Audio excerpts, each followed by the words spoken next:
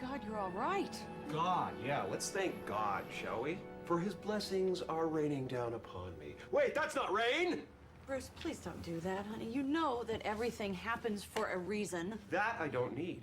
That is a cliche. That is not helpful to me. A bird in the hand is worth two in the bush.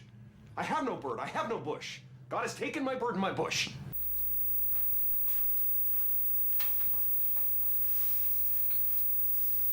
Well, this week is a tough topic.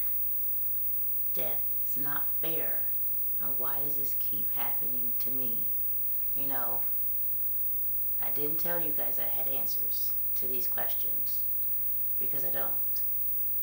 All I'm here to do is mentor you through this process and help us grapple with the things that happen in life, and one of them is death.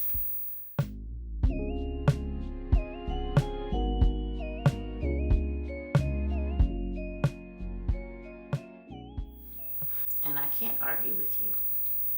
Death is not fair. But hey, let's be honest. Neither is life, right? And I don't want to say that death's not fair. It's just that death doesn't happen on our terms, okay? But because death is so final, we give it this position of, I don't know, power, like it's so different. But in all actuality, it's just a part of life.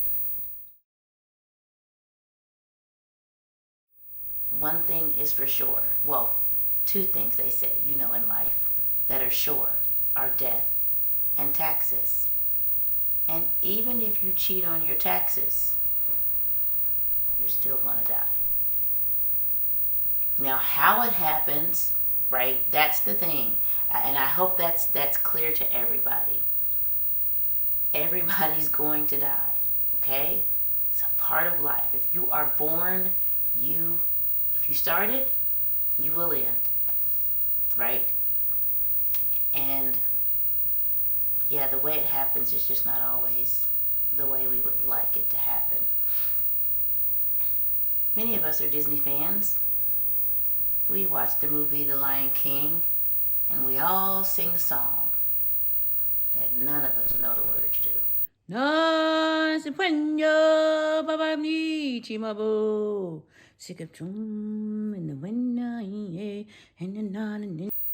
And I think when we watched that movie, we came to understand that there is a circle of life. Mufasa taught Simba, you know, sure, I'm the king of the jungle, but lions die, and when our bodies die, we become grass, and the antelope, the very antelope that they prey on, eat the grass. And so is the circle of life. Yeah, the circle of life is a real thing. It's not an animated projection. It was happening before Mufasa, Simba, Nala, Scar, all of that. And we have a cycle.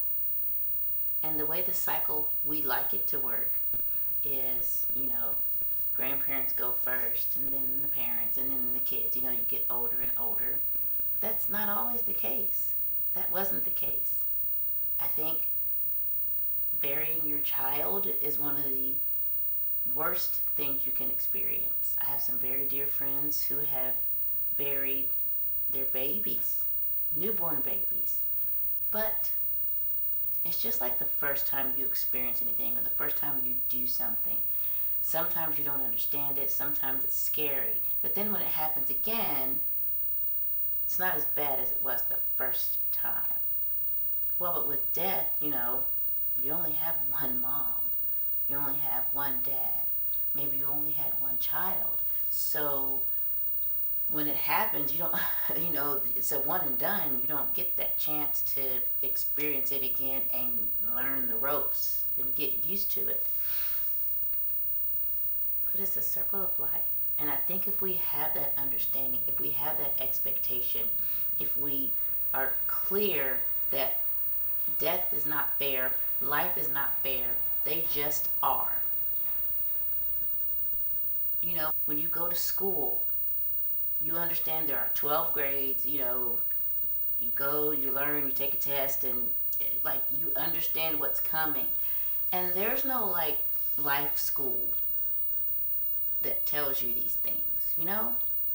There's no life school that tells you when you're a kid, that's your prime almost, man. You got it made. All you have to do is get up, go to school, maybe take out the trash, maybe wash some dishes. If you live on the East Coast, maybe you got to shovel some snow, mow some grass, get an allowance, and then there's this thing called adulting, where you gotta start paying bills and stuff, and then you move out, and the bills that didn't exist before, you know, you just turned the light switch on. You didn't know how it happened, but then you realized, oh, there's a paper that comes in the mail or on my phone, and I have to pay this every month to keep the lights on. Yeah, there's like really no life class. So you just kind of figure it out on the way. And then, you know, maybe you get married, maybe you have kids, and then you die. Like, circle of life, there it is. But there's no preparation, there's no class. I mean, and because we don't talk about death, we talk about everything else. We prepare for having a family. We save to buy a home. We save to put our kids through college. You apply for scholarships if your parents didn't, or you apply for, you know, you do your FAFSA. You know, all these things are there in place. You know, many people don't even write living trusts. People don't always have life insurance. You know, they don't always prepare for their death because it's just so final, and you just don't, you always think, oh, I have time. Oh, I have time. And then you don't. But the biggest lesson to learn, look beyond yourself.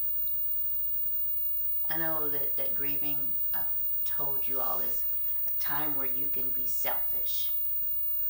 But we're not necessarily talking about grieving. This is just talking about death, period. You just never know what that person in your life and how their death will affect other people. You know, maybe the loss of your loved one triggers other people to say, okay, this is real. It is close to home. Maybe I should do better. Maybe I should prepare. Maybe I should make sure that I have things in order for my family. Because oftentimes if it doesn't happen close to us, we just shun it, we just ignore it, and we cannot do that. The worst thing you want to do is just think about it. Think about it. If you have a family, if you have loved ones, and you passed away yesterday, what would they do? Do you have things in place where they can survive without you? Do they know what to do? Do they know where things are? There's just so many things. And that's when you want to say it's not fair. Because we all know we're going to go. And especially if you're a parent, you know, your job is to provide for your children, dead or alive. As a spouse, as a partner, your job is to provide, living or dead. You have to prepare for that. And I will say, as a woman of faith, I believe beyond a shadow of a doubt that God has a plan. I know it was funny using the clip about Bruce Almighty, and I don't want people to think that way, that God literally just sits around picking on people. Look beyond yourself. Think bigger. Look at the examples of deaths of people that changed the world. Sure, we hated that Martin Luther King Jr. was shot down, but look what it did.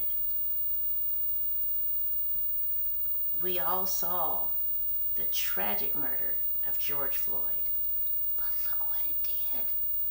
Like, there are just some of those people, there are just some things that literally change the world. Yeah, it might not seem fair. I don't think it's fair that the Dallas Cowboys aren't going through the Super Bowl. But we lost. That's the way it goes.